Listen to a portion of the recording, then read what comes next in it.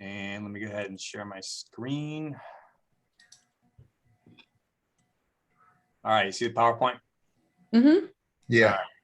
So as we go, if you get anything that sort of comes up or anything that you have questions about as we go, please feel free to ask. All right. So obviously, I think always the most important thing is the resources that we have available. We have a number of resources available on the internet you may or may not have seen. Are you guys familiar with florida-citizen.org? Yeah.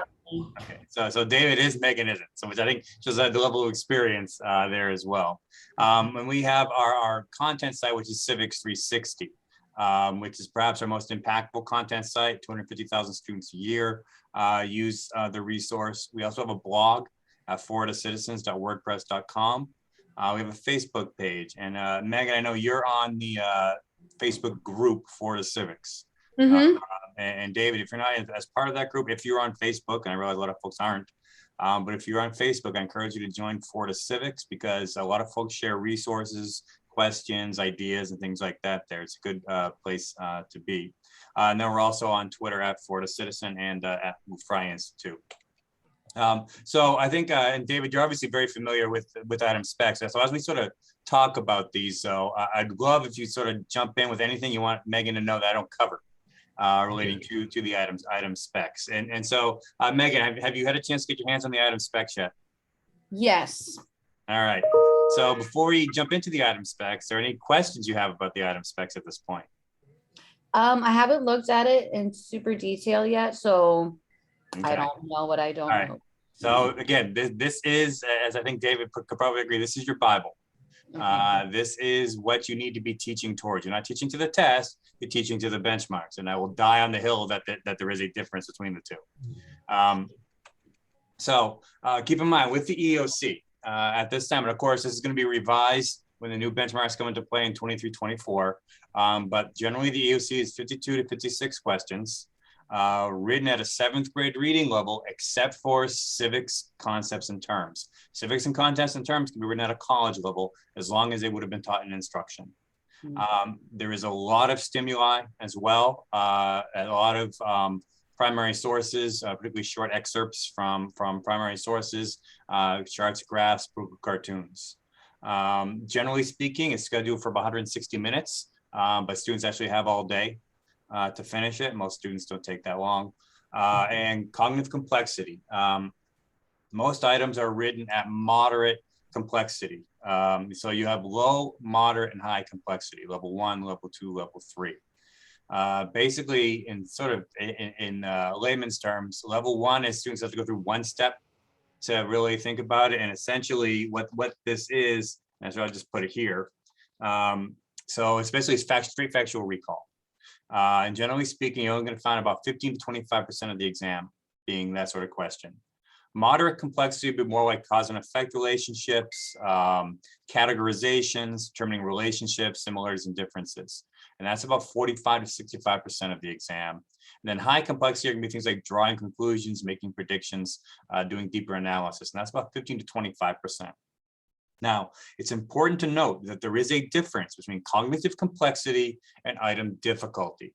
All right, cognitive complexity is always consistent. An item is either low, moderate, or high complexity. We don't actually know how difficult an item is until the students actually take the test. The state doesn't know how difficult an item is. All right, just as an example, I'll give you an example of a low cognitive complexity item that could be high difficulty. All right, well, let me give you first low and low.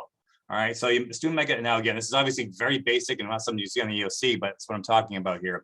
So a student might be asked a question, which of the following was the first president of the United States? Thomas Jefferson, George Washington, John Adams, Abraham Lincoln. Most students are gonna get that right? George Washington, I hope they'll get that right. That's low complexity, low difficulty, because most students got it right, and it's factual recall. Low complexity, high difficulty would be, which of the following authors authored the phrase, the summer soldier and the sunshine patriot? Thomas Jefferson, Abraham Lincoln, Thomas Paine, Benjamin Franklin.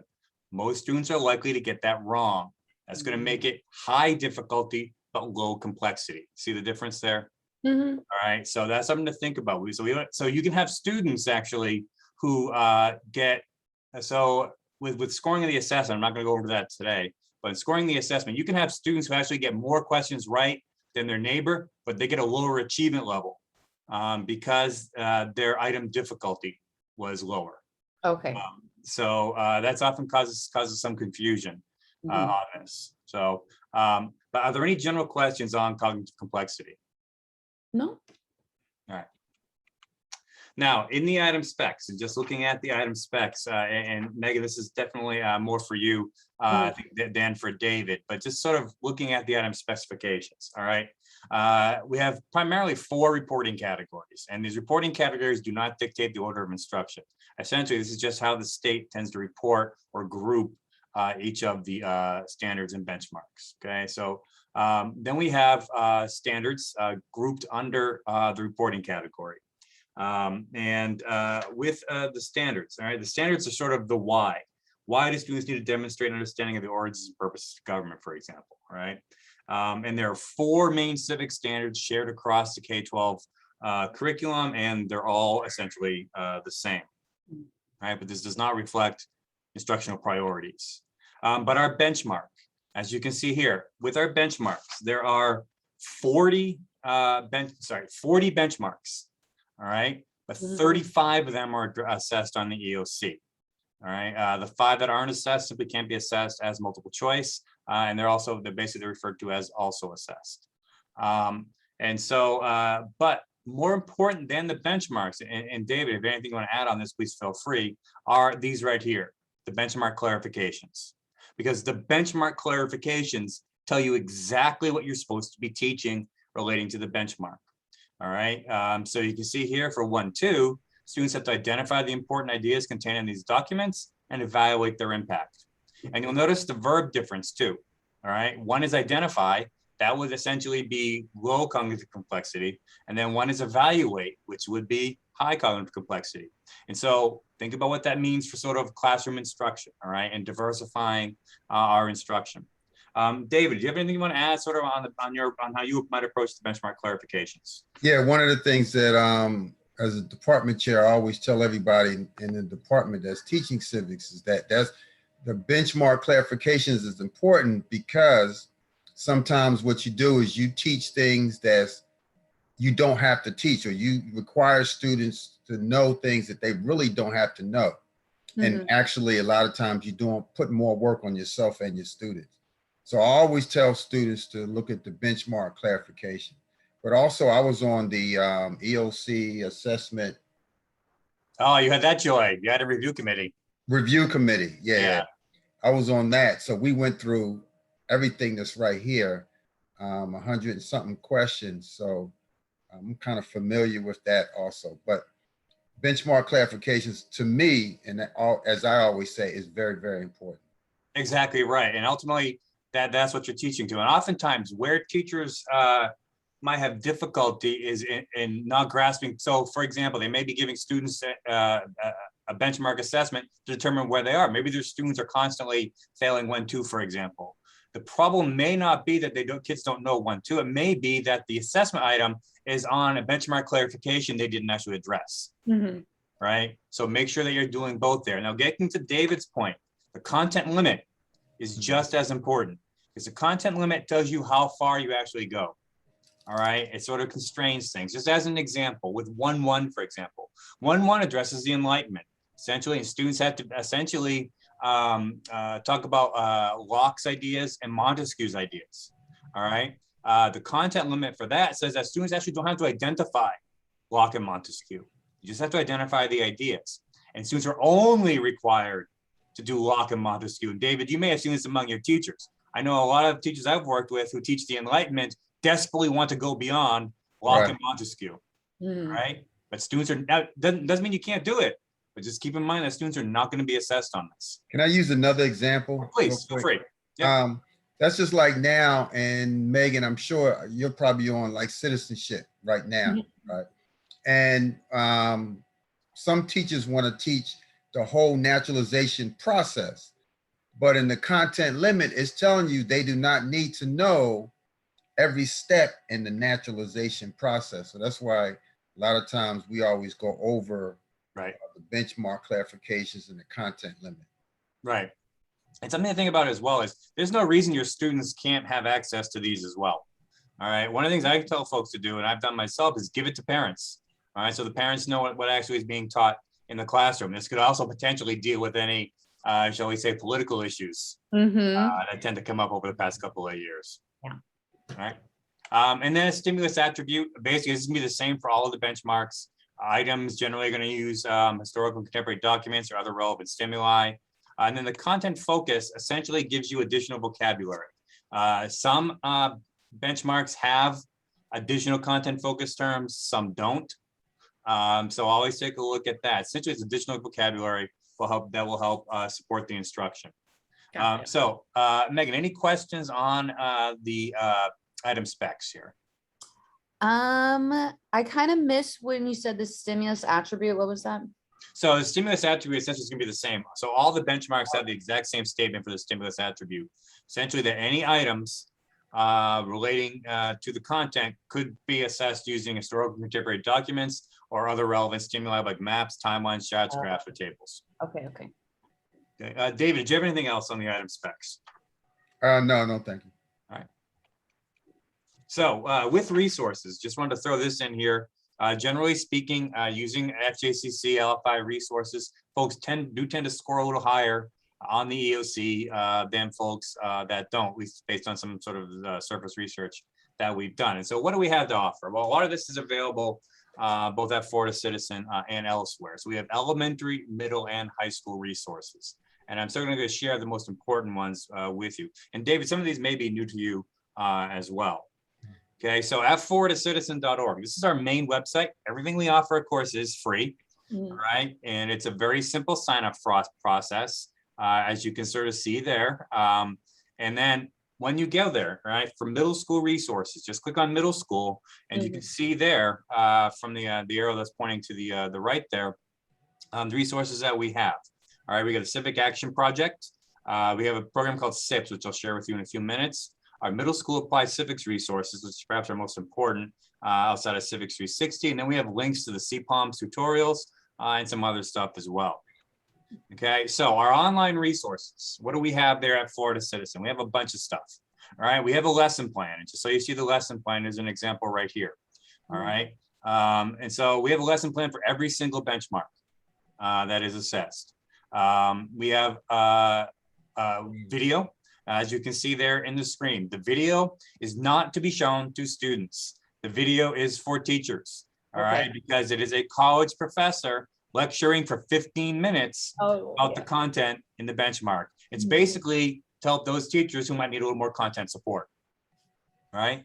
You'll notice as well that we have a PowerPoint there, all right? The PowerPoint is essentially the PowerPoint that's featured in the video. And obviously you can adapt it and modify it however you like. All right. We also have assessment items. All right. We have every benchmark has a practice assessment items and answers. All right. As well as rationales of why answer is correct or incorrect. All right. And they are at low, moderate, and high complexity. And so a lot of teachers will use these with their students either as warm-ups or as exit slips, or even just integrate them into classroom assessments. All right. And so you're welcome to use them however you like. And again, you can edit any of these. All right, and just looking at the lesson plan, you can see here sort of how it's structured. All right, the lesson summary is essentially the benchmark clarifications. And then we'll have a student activity sequence, which essentially what you do is it simply walks you through the lesson step by step. It has all the student activity sheets and reading materials. It has all the answer keys, any vocabulary that you need, and any additional content you might need as a teacher.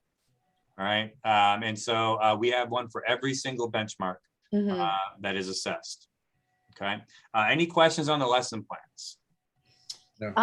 No, I don't think so. I'm just a little worried about my students in particular, like their reading levels. Is it like, I know you said it's editable, but. So keep in mind, one of the things that research has shown is that there isn't necessarily a direct correlation between student success on the EOC and reading levels. Okay. All right. One of the things that we've seen, if we look at the data, is generally students actually score higher on the EOC than they do on the reading FSA. It just really comes down to instruction. And so what this really means is essentially constant repetition, constant exposure to primary sources comes into play. And of course, you're welcome to adapt the lessons however you feel necessary. There's no reason, you don't necessarily need to do the entire every step in the lesson. You can adapt them and modify them however you like. Okay. Okay. David, as an experienced teacher and as a department chair, any suggestions or guidance from Megan on how she might approach issues like that in her classroom? Well, I think one of the things that I do, and it has shown to be really work. I definitely agree with you when you say students do better on the EOC than they do on the FSA. It's just repetitive, you know, constantly going over different things, evaluating, assessing, and seeing if they need a reteach. But I will say one thing: the questions that you have, this low, moderate, and high, those are great tools to use, just to see if students got it, and if they didn't, then we always go back and just go over that content. Right. And so relating to what David said, one way I've actually seen folks use assessment items, and so they actually use one item a week, and here's what they do. So they'll put the item up, and what they'll have the students do is on day one, they'll have the student actually explain what the question is asking as a warm-up. Day two, they'll ask the students to address the first wrong answer and explain why the answer is wrong. Day three, do the same thing for another wrong answer. Day four, do the same thing for another wrong answer. And then day five is when they have to give the correct answer. I like that. And so what that does is, as you have students think a lot and think hard about the assessment item, all right? It also gives them constant exposure to how items are constructed. Your classroom assessments, even if you're not using our items, your classroom assessments should be structured in EOC format. So they have a chance to actually expose themselves and really understand how these items work. Okay. And David, really great suggestion there. I really appreciate it. And you said that this resource has like actual type test questions? Yeah. Okay. So if you look on the Florida, if you look below there on the screen where it says Florida Joint Center for Citizenship Civics Assessment Items. So each benchmark has a bank of items. All right. I think all told, there's probably about 250 to 300 items available on the website. Essentially, I think we have two low, two moderate, and one high for each particular benchmark. So we have them for everyone. Okay, and again, you can modify them, adapt them however you like. Okay, now current events. All right, we know teaching current events at this point can be very dangerous. And so one of the things we've developed is this resource here called Civics in Real Life. This is a weekly resource we do, and we post it at floridacitizen.org and on our social media. And it's a one-page downloadable PDF with content, activities, and links, and connects current events to civic concepts or skills, generally written at a middle school reading level. And it's not necessarily state benchmarks aligned, but you can certainly make that adaptation. And so I'm just going to spend a few minutes and sort of looking at this. And this is, again, sort of our weekly resource. Now we have, before the summer ended, we had done Juneteenth National Independence Day.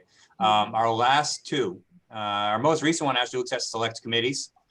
Select committee actually on January 6th. And then next week, we're releasing one on Afghanistan. Which will allow discussion of that. But just as this is just a sample topic list of what we have. So for example, when back last year, when there was talk of ramping up production of stuff to fight COVID, we did one on the Defense Production Act. When President Trump was talking about issuing some executive orders, doing one on executive orders. All right. After January 6th, you can probably figure out which three we actually did after January 6th. Right? Sedition, impeachment, and the 25th Amendment. But one of the things we do is we make no explicit reference to any individuals these things might be addressing. Okay. This allows you to actually use them without potentially getting yourself in trouble.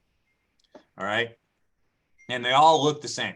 All right. They're all structured the same. And using the Ocoee Election Day massacre as an example, this is now mandatory instruction, by the way, in Florida. We're supposed to be teaching the kids about Ocoee. All right. Each one is going to have a title, focus on a civic concept or relate to a current event.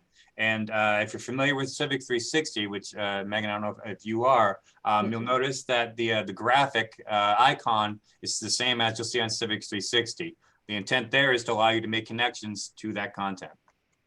All right, and so initially the opening paragraph is going to connect to a current event, connect the current event to a big idea, civic concept, or need to know. Why is this important to actually learn about? And then there'll be at least 2 images or graphics that relate to the content. Now, when we say image or graphics, could also be a chart or graph, for example. All right, and then everyone's going to have hyperlinks, and these hyperlinks will link to additional primary sources or secondary sources that allow you to actually explore some of the content a little deeper. And we do vet all of these sources for partisan bias or sensitivity. Mm-hmm. And then there'll be a 2 thinking to do, something students actually have to do with the particular reading, all right, and what they learn, and hopefully connect it to the content that they're learning in class. So you can see, for example, here, the Voting Rights Act, which is one of the things that students have to learn about in civics. We ask students to actually think about here with the COE. So there's a connection you can make there. And then we also have links to additional information where you can learn more. And so, for example, with the COE one, we did one from Facing South. We did Not Just Tulsa from BET, and Sundown Towns from the Encyclopedia of Arkansas. So a lot of students actually explore some of these a little deeper. Okay. And so you can just see some examples here. You can see what I mean when I say they all have the exact same structure. All right, to allow you to actually use them with your students. And they're all up on Florida Citizen, working to actually reorganize them, but they're all up on Florida Citizen. You can simply scroll through. There may be ones you can use, 2 months from now with some of the content that you have. All right, doesn't mean just because they're about current events doesn't mean you necessarily need to use it right after the event happened. So you can see just sort of example there. Before President Biden was inaugurated, we did one called Inching Towards Inauguration around the end of December. All right, what's the process that you actually go through after Election Day? When the Georgia election was happening for the 2 Senate seats, because it had to do with essentially whoever won that would essentially control Congress, we did one called Controlling the Chambers. All right, and what that means. And then you can see during the impeachment process, the second impeachment, we did one on impeachment. You'll notice Trump is not mentioned at all. And then we did one on sedition. And we did not actually mention January 6th at all. All right. Again, the idea being these are concepts and terms and civic ideas that students may be hearing in the news. This allows you to teach about them or talk about them or clarify questions without potentially causing yourself some problems. I'm not saying it won't happen, but the intent there is, the Lou Frey Institute, our parent organization, is very much right down the middle. And so we know we're all classroom teachers. All 3 of us who work on these spend at least 10 years in the classroom. All right. So we definitely know what you end up facing there. Okay. Right? So any questions on civics in real life? No, I don't think so. Again, David, I don't know if you had a chance to look at these or if you used any of these, but I really encourage you to take a look at them. We're very excited by it. It's a very popular resource at this time. And basically, we do new ones from August through the middle of June. We started it last year. So we have a lot available if you simply scroll through Florida Citizen. And they come out every week.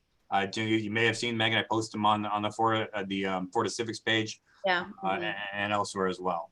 Okay. And now additional resources that you might find useful is students investigating primary sources. And what this is so it's a partnership we had with teachers and folks from the National Archives. And so we developed 15 to 20 minute lessons, maybe sometimes half hour, that integrate primary sources into the classroom. And they're written for US history, US government, and civics, as you can sort of see here. Okay. And I'm not necessarily going to go through them, but they follow very similar structure to our other lessons. All right. As you can sort of see what they look like here. And of course, we give you the keys and such. Perhaps most relevant for next month. Of course, next month we have Freedom Week. And so we actually developed 4 lessons around the Declaration of Independence to meet that requirement that you teach about the Declaration and interrupt everything else, of course, that you're doing during Freedom Week. And those are available on Florida Citizen. If you simply go to Students Investigating Primary Sources. Okay. Now, something that might be useful for you, and actually was developed by Miami teachers a few years ago, is our Civics in a Snap lessons. Now, these are 15 to 20 minute lessons for K-5. The reason I bring them up, all right, is this right here. Now, Megan, obviously you're still new, but David, you may notice that there was a great deal of overlap between the 5th grade civics benchmarks and the 7th grade or middle school civics benchmarks. All right. And so if you have students who might be struggling with the content, all right, or aspects of the content, I encourage you to take a look at the Civics in a Snap lessons on Florida Citizen.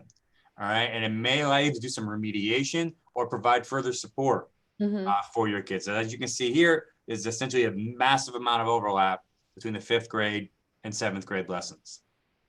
Okay. Any sort of questions on that? No, I don't think so. No, no question. All right. And then we have the Civic Action Project, which is primarily an extracurricular project, but Orange County is actually doing it after the EOC. And then essentially it's a policy-based project, very similar, but similar a little bit to Project Citizen, which I know is down in Miami-Dade. And essentially has students exploring questions of policy. And right now we're partnering with the Boys and Girls Clubs of Central Florida here in Orange County to do it. And it's being well received. You can learn more about it at Florida Citizen. Civics 360. David, have you used Civics 360 at all? Yes. Okay, fantastic. Megan, this is probably your first exposure to 360. All right. Well, I think you might find this helpful. All right. So Civics 360 is, again, 100% free. It does require a sign up and login. However, if there are issues with having your students sign up, I can create a generic account all your kids can use. Simply email me and I will do so. Okay. All right. We're currently working to revise and change the registration process. So essentially you can sign up your kids yourself. Unfortunately, our web developer just resigned because he could get a $40,000 raise elsewhere because, you know, we can't pay anything. So we're working on replacing him. But it's very simple. It's civics360.org. Okay, and so what will you see? You'll notice it's organized by topic area. And what we did, if you basically it goes across the screen. And so what we did is we actually looked at the pacing guides from across the state. And the vast majority of districts tend to start with citizenship and finish with domestic and foreign policy. David, I don't know if that's how, is that sort of how it is in Clay? Well, it changed. It changed, but now this year, actually, we usually end with political parties, I think. Okay. I think that's the last one.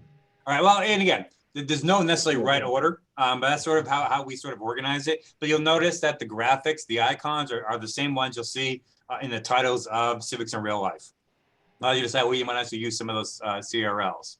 All right. But just looking at the topic areas, you got Citizen U, Engaged Citizen, Running for Office, from the colonies to the United States, the federal government, state and local government, my rights and liberties, the legal system in the US and the world. All right, and so how it's organized, or you have the topic area, and then under each topic area are subtopic modules. Some might have 2, some might have 6. It just depends on how we sort of organize it, but you can see my rights and liberties addresses 2.4, 2.5, 3.6, and 3.7. And so what will you find on 360? Well, you have videos, all right, narrated animated videos, generally between 5 and 10 minutes long. Some modules have 1 video, some modules have 5 videos. Again, simply depends on the amount of content. For example, the Supreme Court case one has at least 4 videos. So, and then we have readings with reading guides. We have support and enrichment activities. We have assessment, and we have additional resources, okay? And so in each module, what will you find? All right, I'm taking a look here. So you'll have a video, all right? And again, it's a narrated animated video. And it has video guides, which you take a look at. It also has a script, all right? So you can actually download the script for your students, and it does have closed captioning as well. The video guides are in both PDF and in Word, so you can actually modify or edit them as you like, okay? But again, available to you. Now, the readings are written generally at a 7th grade reading level, and each benchmark clarification has a reading. Generally, the readings are about a page long, and they are in English, Spanish, and Haitian Creole. All right, the 3 main languages for students primarily in Florida. And it really emphasizes the most important concepts in the content. Honestly, in our view, if you simply use the readings from Civics 360 without any textbook, your kids will still do fine. All right, and I'm just going to show you something real quick. Give me a second.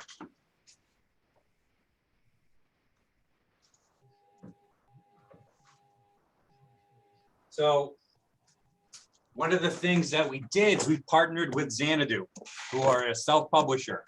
And what we did is we created the Civics 360 reader.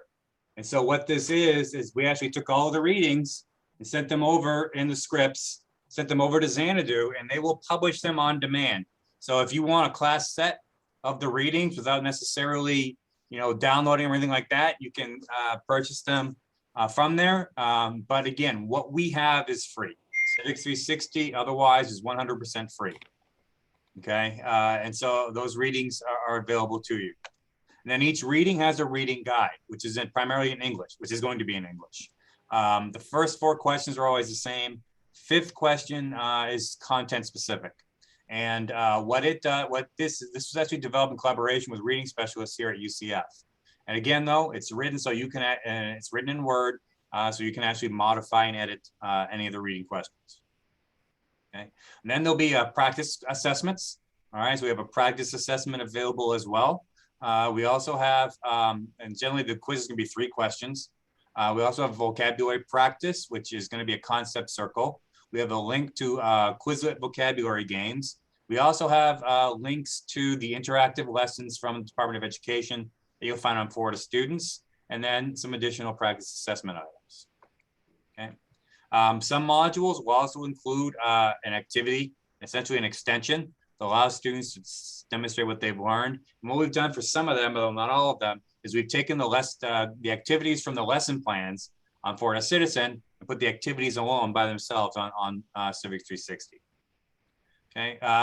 Last year, in collaboration with Orange County, teachers in Orange County, we had a grant for $50,000, and we worked with teachers from Orange County to actually develop additional enrichment activities for some of the benchmarks. So as you can see here, we have some additional enrichment, and so you can see what they look like. We have both activities and additional readings, depending on the benchmark.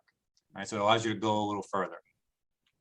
And then 2 additional important resources. And now the High School U.S. Government Classroom doesn't necessarily apply to you since you're both civics. The High School U.S. Government Classroom is primarily for high school government teachers who are going to have to prepare their kids for that new civic literacy assessment at that level. But what you probably want is the practice assessment.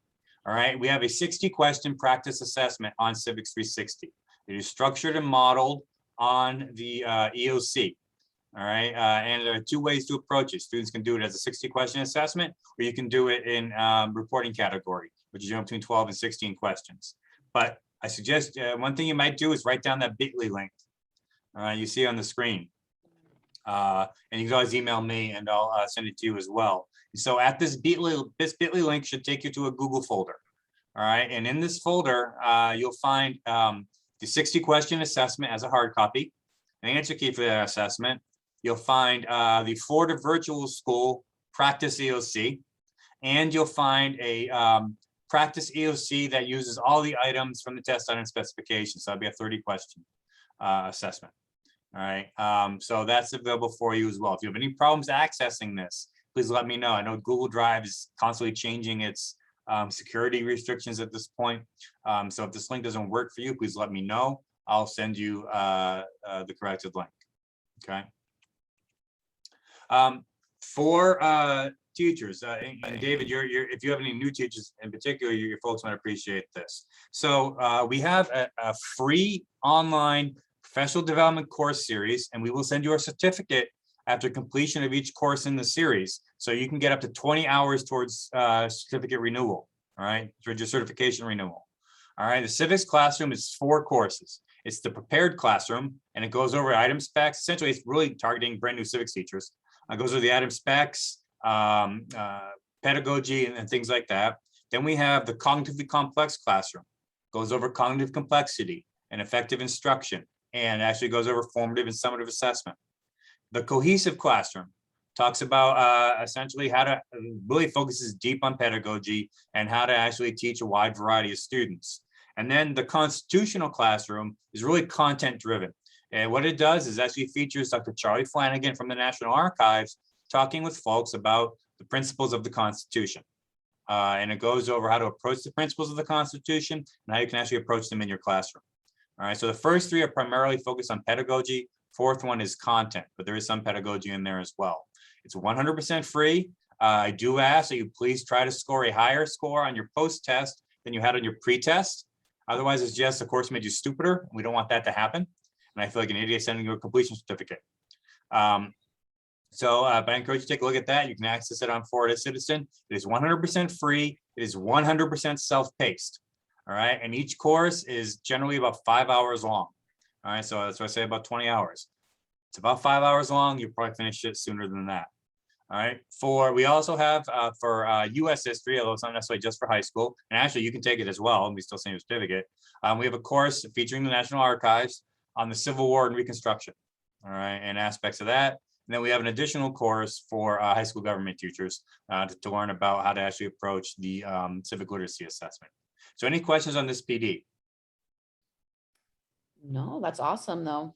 Okay. And again, it's available for you. Any questions, just shoot me an email, let me know. We also do a mock election. Obviously not necessarily, primarily next year is gonna be the mock election with the Congress up. But if you want to do a mock election with your students, simply email us. We can set you up an account and using the platform. My colleague Chris Spinelli is the one that handles this, but I can connect you.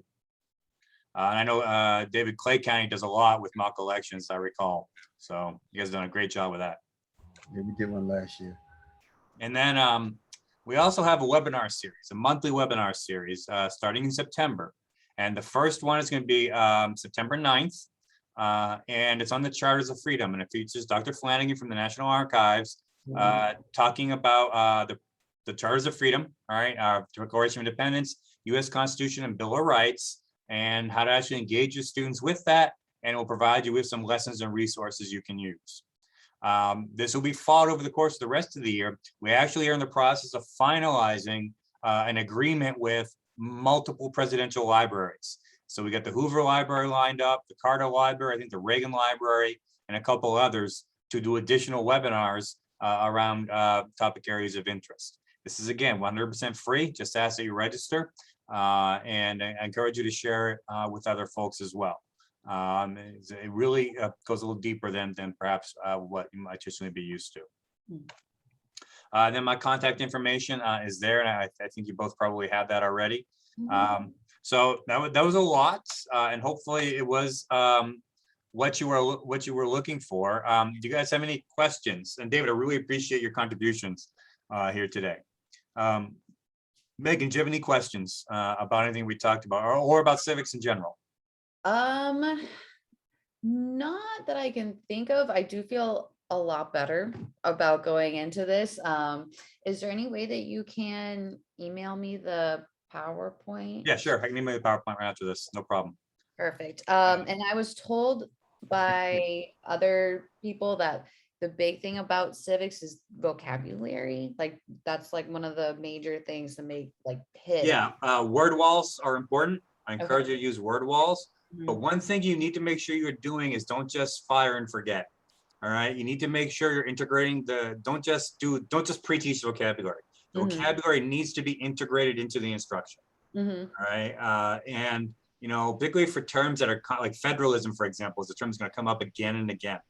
Make sure that you're really diving deep into your students and repeating those words, have those words up there. One of the things I've seen done with word walls is I've seen teachers do concept walls. And so what they'll do is they'll put things up like federalism, separation of powers, and a couple others. And then what they'll do throughout the year is they'll have students put up terms or principles or concepts or ideas that they learned about that are related to each of those particular concepts on the wall. And they'll rotate it throughout the year. David, did you have any suggestions on vocabulary? I was going to add to what you were just saying. I know one of the things that I do and some other teachers do is like, because we see words like federalism a lot, and there's some other vocabularies that we see a lot. So we'll have a certain area where we might, let's say we put federalism up there, and then we have just like you said, we have students adding to that. But then now let's say we go to a different topic. Let's say we go to executive branch and we talk about federalism. Then we say, okay, under the executive branch, how can you also use federalism? And we just keep adding and adding, because within the civics content, there are several vocabulary words that you will constantly use over and over again. So I agree that a word wall is great, but to have a word wall and just stick it up there and not continually use Right, words, exactly. something like that. So that's what we need to do. Exactly. And just as a reminder, the student-friendly readings on Civics 360 all have vocabulary. They all define the terms, the important terms related to the benchmark and to civics. And of course, it also has it in Spanish and Haitian Creole, if your students need that.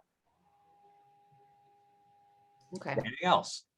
Definitely got something from this on those readings, because I know we have, I have a teacher who has a student from Haiti, and he was asking about some things that's in different languages. So I didn't know that.